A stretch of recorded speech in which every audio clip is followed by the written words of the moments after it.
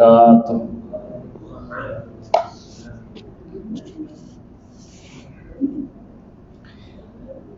Alhamdulillah wa kafa, wassalatu wassalamu ala rasulihil mustafa wa ala alihi wa ashabihi wa man bihadihi muktafa, amma ba'd. Akhwani fiddin, saudaraku seiman, rahimani wa rahimakumullah. Bi'idnillahi ta'ala kita akan melanjutkan kajian kita, membacakan satu kitab hadis Al-Arba'in An-Nawawiyah, salah satu kutip hadis yang disusun oleh salah seorang ulama Syafi'iyah, yaitu Al-Imam An-Nawawi rahimahullahu ta'ala. Kita sampai pada hadis yang ke-9, Al-Hadits At-Tasi' An Abi Hurairah radhiyallahu anhu, Abdurrahman bin Sakhrin qala sami'tu Rasulullah sallallahu alaihi wasallam. Dari Abu Hurairah, nama aslinya adalah Abdurrahman bin Sakhr, semoga Allah meridhoinya. Aku mendengar Nabi sallallahu alaihi wasallam mengatakan atau bersabda, ma nahaitukum anhu fajtanibu. Apa saja yang aku larang kalian melakukannya, maka hendaknya kalian menjauhinya. Wa ma amartukum bihi fa'tu minhu mastata'tum. Dan apa-apa yang aku perintahkan hendaknya kalian lakukan semampu kalian. Fa innama ahlakal ladzina min qablikum kathratu masailihim. Sesungguhnya orang-orang sebelum kalian banyak sekali yang celaka. Kenapa itu terjadi? Karena terlalu banyak bertanya-tanya. Wakhtilafuhum ala anbiya'ihim. Hadis ini diriwayatkan oleh Al-Imam Al-Bukhari dan Al-Imam Muslim. Di sini kita melihat yang pertama, hadis ini diriwayatkan oleh perawi yang paling atas, yang mubasyarah, secara langsung bertemu dengan Nabi sallallahu alaihi wasallam, dan di sini adalah sahabat Abu Hurairah radhiyallahu anhu. Siapa Abu Hurairah? Abu Hurairah adalah minal muktsirina fi riwayatil athar, salah satu di antara sahabat yang terbanyak meriwayatkan hadis. Bahkan beliau nomor 1. Baru berikutnya adalah Yalih bin Umar, Abdullah bin Umar, sampai nanti ada Aisyah radhiyallahu taala anha. Kemudian perawi yang terakhir, yang paling bawah, paling ujung, ini pernah kita terangkan adalah perawi atau periwayat yang menuliskan hadis itu di buku mereka. Ada Al-Imam Al-Bukhari, kemudian ada Al-Imam Muslim. Kemudian hadis ini selaras dengan doa yang sangat baik untuk sering kita panjatkan. Nah, doa ini bunyinya apa? Allahumma, ya Allah, arinal haqqo haqqo, perlihatkan kebenaran itu sebagai kebenaran dalam pandangan kami. Warzuqna tiba'ah, ya Allah, berikan kami kekuatan dan taufik untuk mengikutinya. Artinya apa? Tidak semua orang memandang kebenaran sebagai kebenaran. Maka kita mohon taufik, semoga kebenaran itu jelas di mata kita, jelas di pikiran kita, jelas bagi pemahaman kita, tidak rancu, tidak samar. Setelah kebenaran itu jelas, ada PR yang kedua, komitmen hati dalam menerima atau mengikuti. Ini juga taufik. Maka sebagian orang kebenaran itu jelas menurut dia memahaminya, dia mengerti dengan baik, tetapi tidak mampu untuk mengikuti atau menjalaninya. Maka yang pertama, kita minta agar kebenaran itu jelas. Yang kedua, setelah jelas, kita minta taufik agar Allah mampukan kita dalam melaksanakannya. Berikutnya, wa arinal batila batila, ya Allah tampakkan kebatilan, keburukan itu sebagai keburukan dalam pandangan kami. Warzuqna jtinabah, berikan kekuatan dan taufik untuk menjauhinya.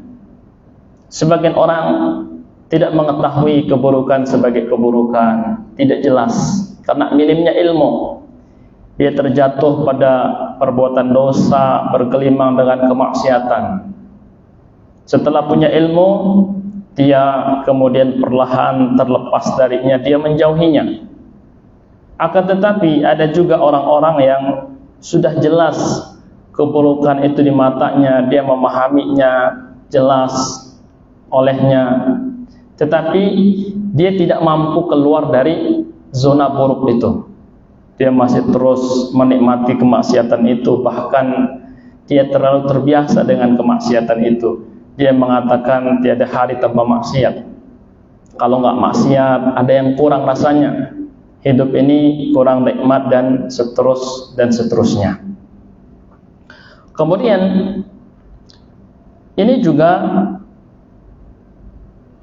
pada akhirnya menyampaikan kita kepada sebuah hadis bahwasanya innal halala bayyinun wa innal harama bayyinun. Yang halal itu jelas, diterangkan, ada ayatnya, ada hadisnya, ada kaedahnya. Apa kaedahnya? Segala sesuatu yang dasarnya adalah muamalah, ya, urusan sosial, kemudian makanan, benda-benda itu hukum asalnya halal sampai ada dalil yang mengharamkan. Nah, jadi itu hukum asalnya. Beda halnya dengan ibadah.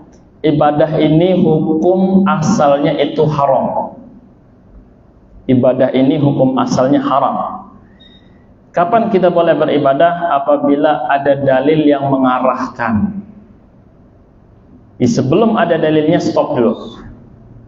Ketika kita ingin berbuat, misalkan kita berada di bawah satu naungan atau perusahaan, kita tidak berbuat apa-apa sampai ada perintah, ada job desk dan seterusnya, sehingga kita tidak melakukan apa yang bukan pekerjaan kita, atau sebaliknya, agar jangan sampai kita diam dan tidak melakukan apa yang menjadi pekerjaan atau tanggung jawab kita. Maka agama Islam ini agama yang logik, sederhana, dan pada intinya kita hanya diperintahkan untuk mengikuti, tidak membuat. Tidak membuat. Nah, kemudian umat-umat terdahulu banyak yang celaka. Kenapa? Banyak bertanya. Setelah bertanya berkali-kali, jelas jawabannya tidak dilaksanakan. Nah, maka di sini ada larangan bertanya pada hal-hal yang sifatnya terlalu remeh. Atau yang kedua, bertanya urusan agama dengan tujuan mencela, merendahkan atau mengejek. Baik, ada yang bertanya, ya dia bertanya ke ustadz supaya teman di sampingnya tersinggung. Nah, ini terjadi kadang-kadang, ya.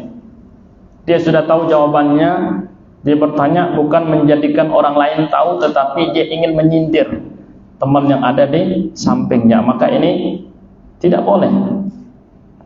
Kemudian jangan juga seseorang banyak bertanya yang kemudian jawabannya itu menjadikan mereka merasa berat. Mana contohnya? Contoh misalkan dalam Quran suratul Baqarah. Di situ dikisahkan Banu Israel ketika Allah perintahkan untuk menyembelih seekor sapi. Sembelih seekor sapi. Jelas? Perintahnya jelas nggak? Jelas. Berarti berikutnya, kalau jelas, laksanakan. Justru mereka tidak melaksanakan. Mereka bertanya, sapi yang seperti apa? Ma launuha, warnanya apa? Akhirnya dikasih tahu warnanya seperti ini. Tidak terlalu terang, tidak terlalu gelap. Yang indah dipandang. Tanya lagi, seperti apa? Seperti akhirnya kriteria ini menjadikannya sulit. Makin spesifik, makin sulit dicari. Seandainya ketika perintah turun sembelih sapi, ya sapi mana aja. Tapi karena makin ditanya, makin sulit, makin tambah ciri-cirinya. Kesimpulannya, para ahli tafsir menyebutkan ketika pertanyaan demi pertanyaan itu mendatangkan jawaban, mempersulit mereka, mereka keliling mencari sapi yang ciri-cirinya seperti itu, nyaris tidak mendapatinya, kecuali ada satu sapi yang pemiliknya tidak mau menyembelih sapi itu, tidak mau menjualnya. Karena ini perintah, mereka bujuk, mereka beli dengan harga berapapun, akhirnya sapi itu dijual terpaksa dengan harga yang sangat mahal. Di sini ada perbandingan, seandainya langsung dia kerjakan, selesai. Tapi karena terlalu banyak bertanya, pertanyaan ini menjadikan perintah itu menjadi berat. Dan dikhawatirkan ketika sudah seperti ini, ada orang-orang yang tidak mampu melaksanakannya. Baik. Kemudian di sini dicontohkan, kita dilarang bertanya perkara yang remeh. Contoh, di zaman Nabi SAW ada orang-orang yang bertanya, sebenarnya bapakku itu siapa? Kan di masa jahiliyah kita tahu kehidupan masyarakat itu kacau, rusak tatanannya. Di mana-mana ada rumah itu ada wanita di dalamnya, ditulis di pintunya menerima laki-laki. Ini di masa jahiliyah sebelum Nabi kita SAW diutus. Akhirnya sebagian orang tidak mengetahui nasabnya, karena ada wanita yang digauli lebih dari satu laki-laki. Nah, ketika Islam datang membawa cahaya, aturan yang sangat luar biasa, mengangkat derajat para wanita. Sebelumnya wanita tidak dapat warisan, Nabi SAW datang membawa Islam, wanita dapat warisan. Sebelumnya wanita dipaksa menikah dengan yang laki-laki yang tidak diinginkan. Apabila dia ingin menikah dengan laki-laki yang dia disukai, ditahan, tidak dibolehkan. Datang Islam, diberikan kebebasan memilih, diposisikan wanita pada posisi yang tepat. Nah, ada yang bertanya, wahai Rasulullah, siapa sebenarnya bapakku? Apakah bapak yang nasabnya itu kepadaku atau aku kepadanya? Ya, misalkan ya Ahmad bin Isa, apakah binnya itu bapak sebenarnya? Atau sebenarnya ada yang lain? Pertanyaan-pertanyaan seperti ini tidak penting sebenarnya, tapi itu ditanyakan.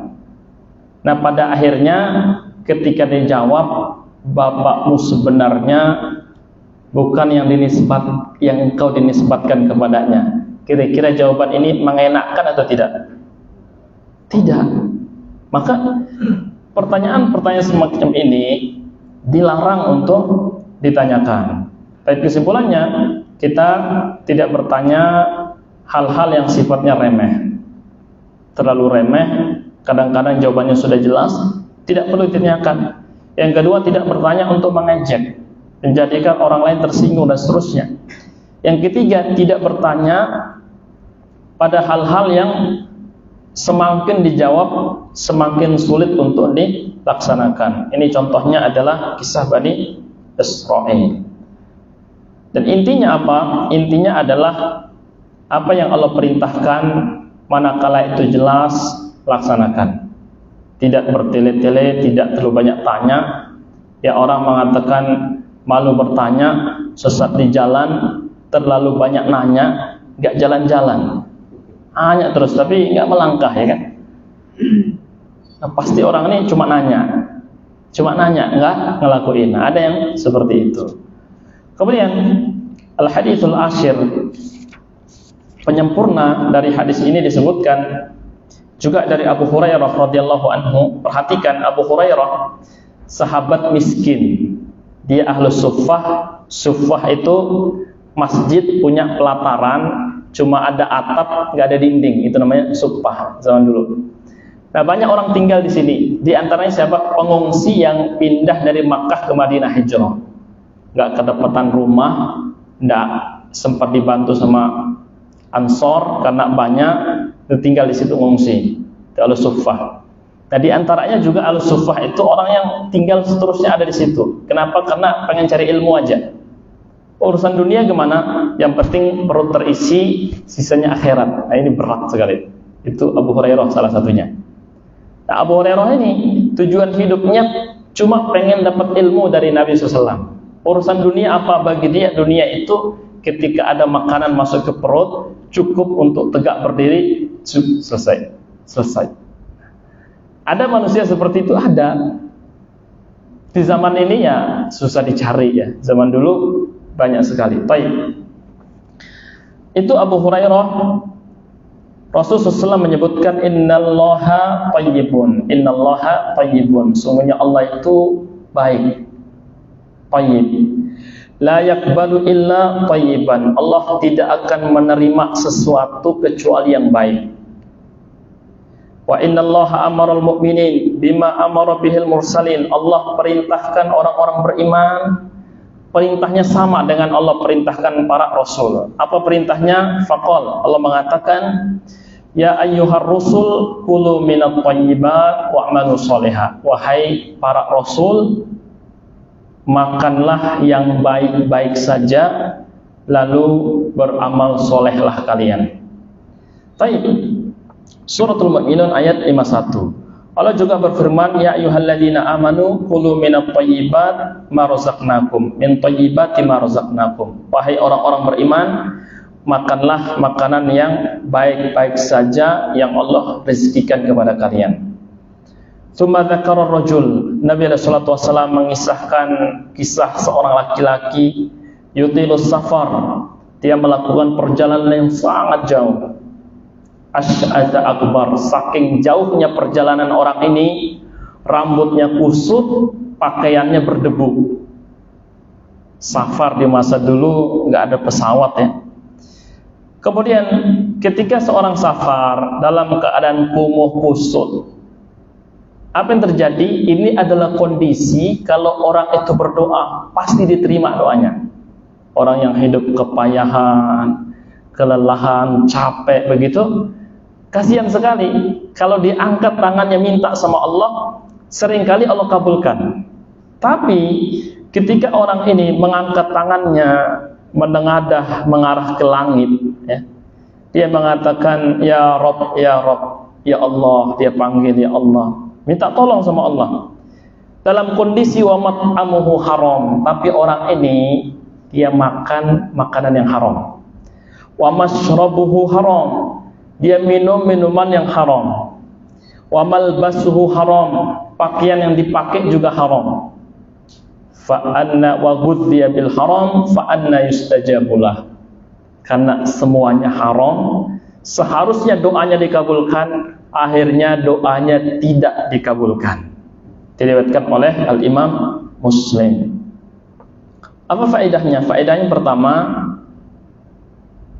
yang halal jauh lebih banyak dari yang haram. Sebutkan makanan misalnya, hampir semua makanan yang ada di hadapan kita itu halal. Yang haram mana? Disembunyiin. Kapan dijual? Tengah malam. Cari yang haram aja. Yang halal 1000 bosan katanya.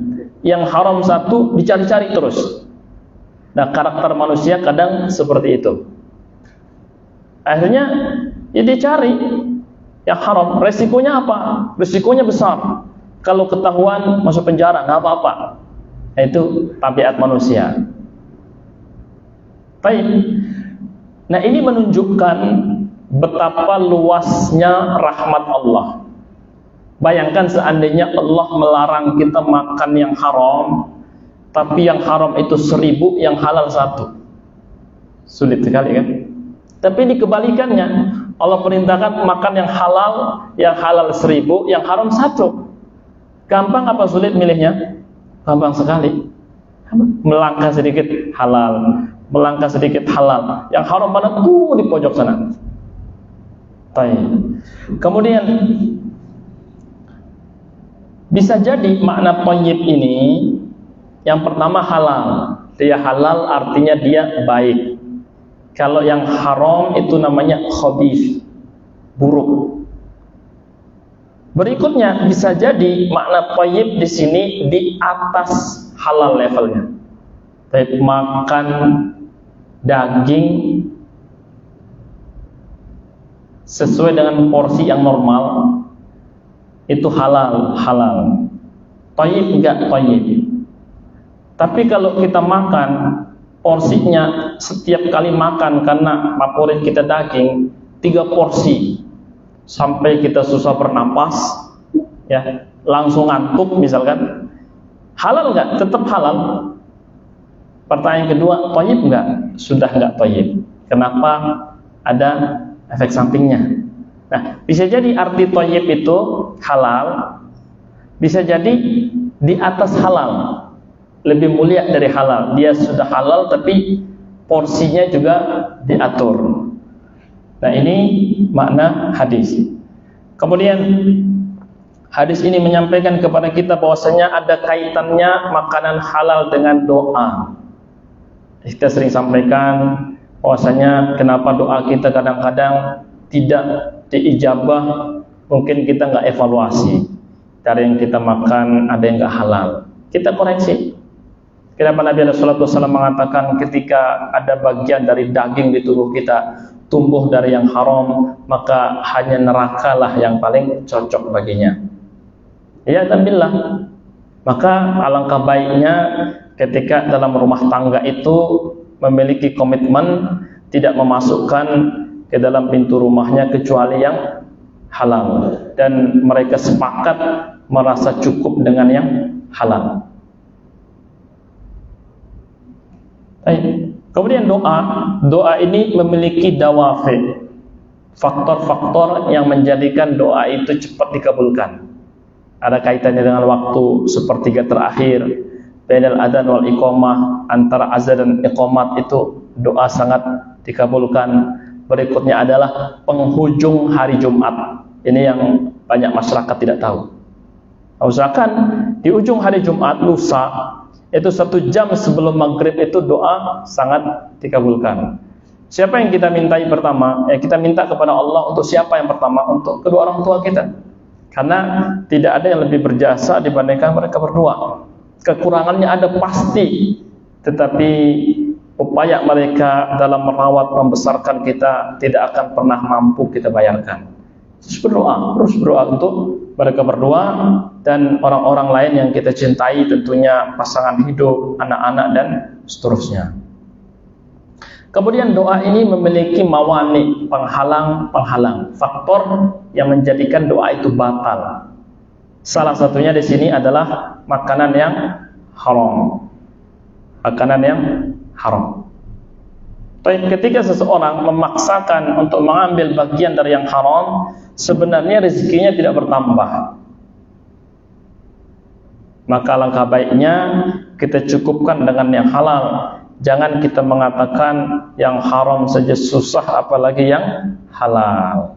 Nah, ini tentu merupakan ucapan orang-orang yang sangat pesimis, seakan-akan tidak ada Allah yang mengatur rezeki. Tip ini yang bisa kita sampaikan. Silahkan jika ada pertanyaan.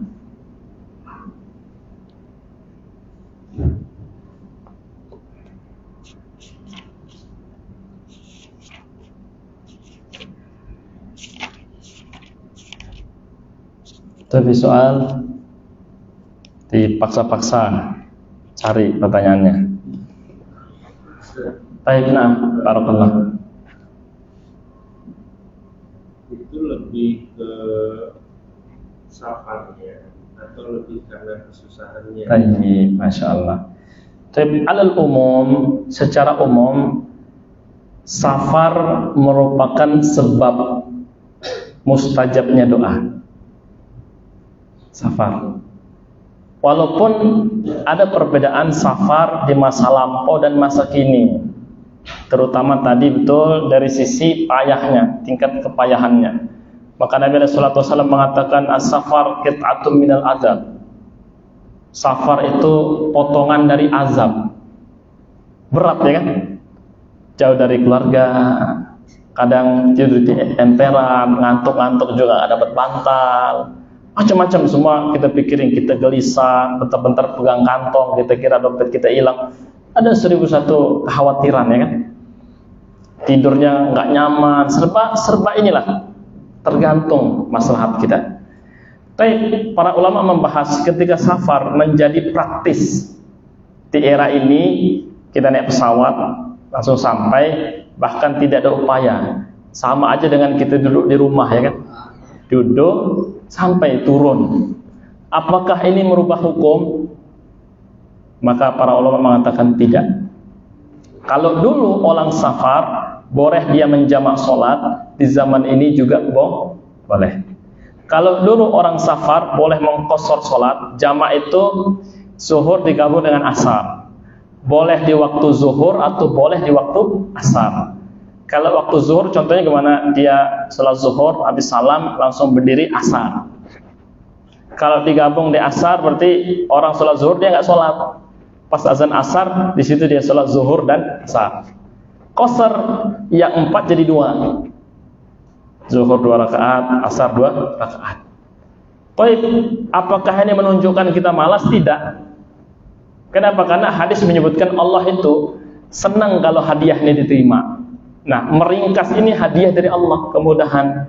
Kalau kita terima, Allah senang. Tapi kalau ada orang tetap 4, tetap zuhur, asar di tempat asar, jadi juga boleh. Tapi Allah lebih senang kalau keringanannya kita ambil. Baik. Itu dibahas. Nah, apakah kaitannya dengan doa juga sama? Tetap sama. Walaupun safarnya betul-betul nyaman, atau sebaliknya dia pilih jalur darat, pakai motor katakan, itu sama. Tetap doanya mustajab. Ini juga kaitannya dengan hukum yang jarang dibahas tengah-tengah masyarakat. Kalau hujan itu boleh menggabungkan sholat. Misalkan nih sholat zuhur, hujan turun, boleh langsung asar. Ini penting, keringanan dari Allah. Kenapa kita nggak ambil? Padahal enak sekali. Ya, kita dulu di pondok itu setiap ada hujan di waktu zuhur pasti digabung asar. Assalamualaikum, assalamualaikum. Muazzinnya berdiri langsung qomat. Nanti waktu asar kita nggak sholat sudah. Nah, para ulama membahas, kan sekarang ada payung ya kan? Orang juga kalau pakai mobil ke masjid nggak basah.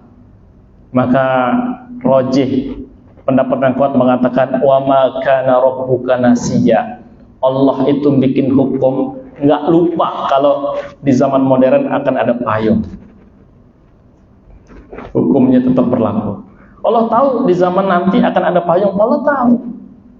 Allah tahu nanti ada mobil, Allah tahu. Allah kasih hukumnya, ya tetap berlaku begitu. Makanya Al-Quran sendiri ada yang menyebutkan wal khayla wal bighal. Ada namanya khayl, kuda, wal bighal. Bighal itu keledai sama kuda dikawinin jadi spesies baru, namanya bighal, bukan begal ya, bighal.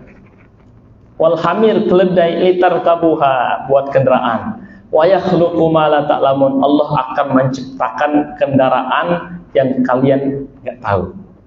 Ternyata muncul sawah, muncul seterusnya. Itu sudah ada isyaratnya.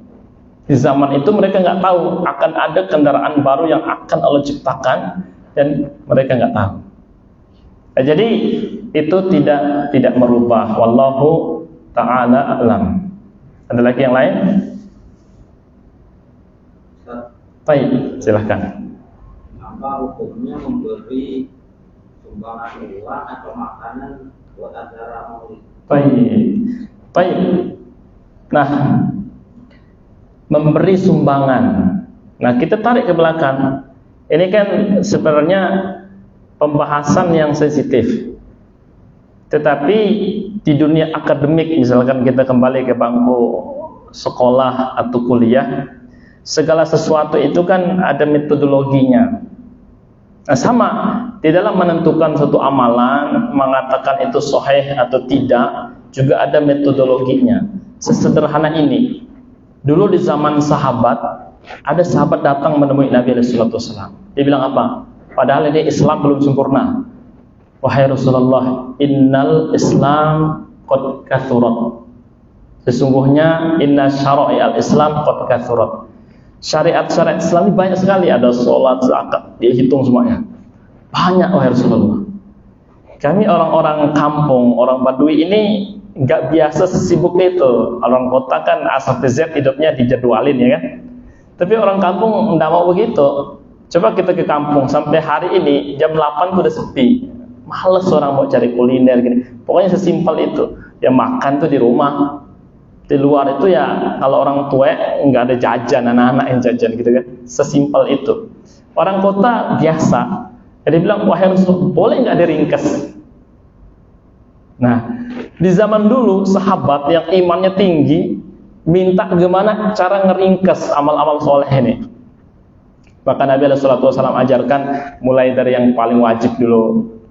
Kalau yang wajib selesai, yang sunnah belum mampu, nggak apa-apa. Gitu.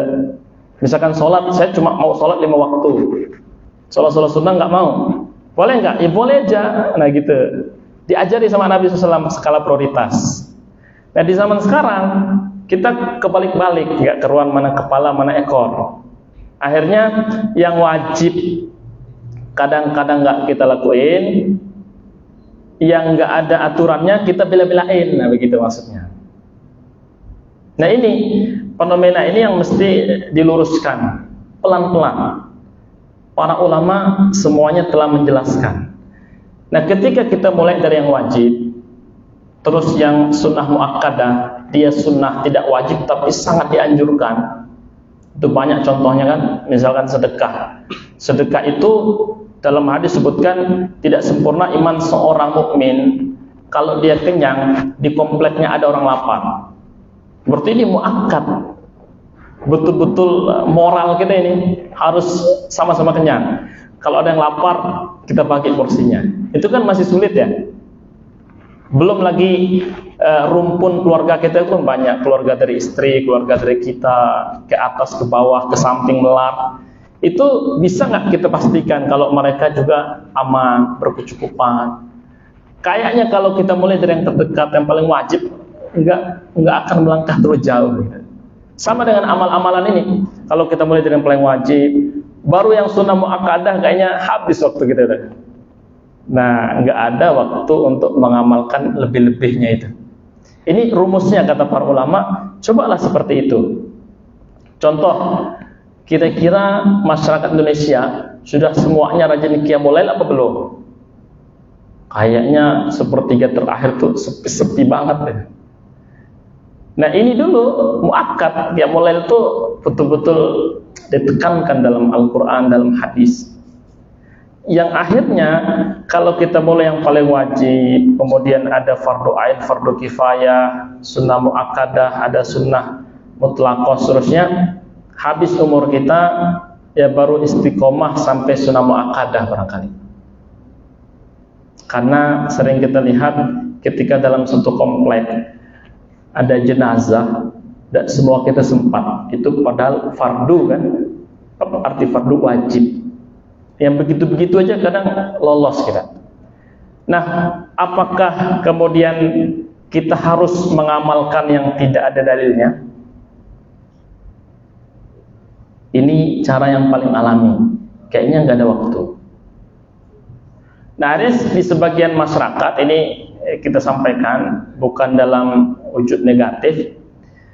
Ketika orang-orang tidak sholat, masjid sepi, tidak ada yang protes. Tidak ada masalah, tetangga masjid nggak sholat, yang sudah balik anak-anak nggak sholat, para wanita nggak sholat, atau yang laki-laki bilangnya cukup sholat di rumah. Tidak ada perdebatan. Tapi kalau misalkan ada amalan-amalan yang baru nggak dikerjakan, pasti dicibir, dicela, menjadi kontra yang begitu dahsyat. Nah, coba kita luruskan pelan-pelan. Bisa nggak dibalik, kalau orang nggak ngelakuin yang wajib, kita nasihatin. Jangan seperti tadi, yang wajib ditinggal, diam-diam aja. Yang pro kontra ditinggal, kita ribut. Itu kan terjadi. Dan para ulama menyebutkan setiap muncul amalan baru dalam Islam itu pasti masyarakat akan ribut. Tapi di sini kebijaksanaan itu nomor satu. Tidak kemudian kita merasa benar semuanya, kita keras-kerasan, kita saling membelakangi, tidak. Kenapa? Bagaimana hati ini tetap erat hubungan kita, silaturahmi tetap terjalin. Nah, pro kontra itu enggak usah dipaksakan, biarkan saja berjalan. Menurut saya begini, menurut dia begini, ya kita saling pengaruhi sampai pada akhirnya kita sendiri yang oke, saya ikut. Tidak karena dipaksa, tidak karena merasa minoritas, tidak karena merasa tertekan. Nah, hukum berinfak ini pada umumnya boleh, tanpa harus kita tahu akan dipakai untuk apa. Tapi di sini lagi-lagi memilih. Kira-kira harta kita ini sisanya udah sedikit, lebih tepat kita infakkan kemana? Itu dulu. Kita melihat banyak orang-orang yang kalau sedekah ke orang tuanya itu malesnya berlipat-lipat. Tapi ke teman kerjanya itu kalau neraktir itu loyalnya minta ampun. Keluar. Nyesalnya belakangan. Banyak juga ya habisnya. Tapi waktu ngasih senyum-senyum. Orang tua minta, ada nggak bulan ini? Belum, Bu, masih banyak cicilan. Sering begitu. Maka kalau saya lebih ingin menasihati, mulailah dari yang paling wajib. Pada akhirnya dengan sendirinya kita menyadari ada keterbatasan dalam diri kita, dan Allah itu maha baik.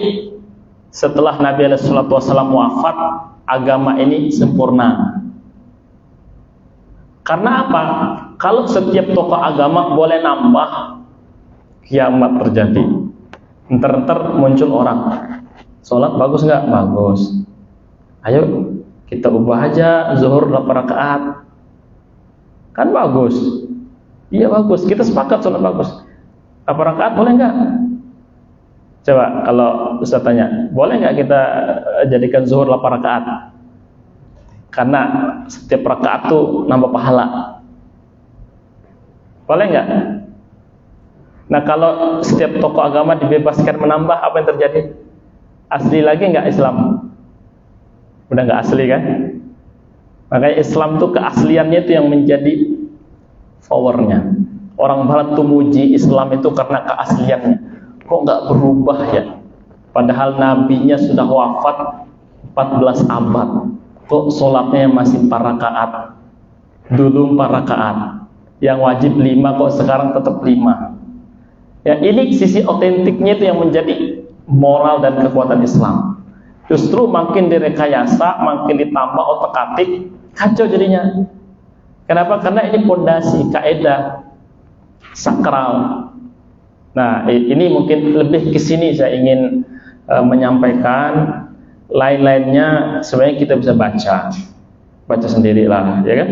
Dan insya Allah itu semua sudah ada keterangannya. Tapi saya hanya ingin mempertajam sifat kebijaksanaan kita.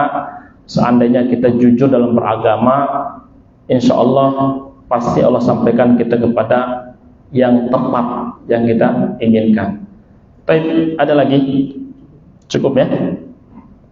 Karena ini siang, waktu kita juga habis lewat. Bila taufiq wal hidayah wal ridha wal inayah, saya mohon kepada Allah agar saya dan kita semua yang sama-sama akan terus belajar ini diberikan kelapangan hati, kelapangan dada,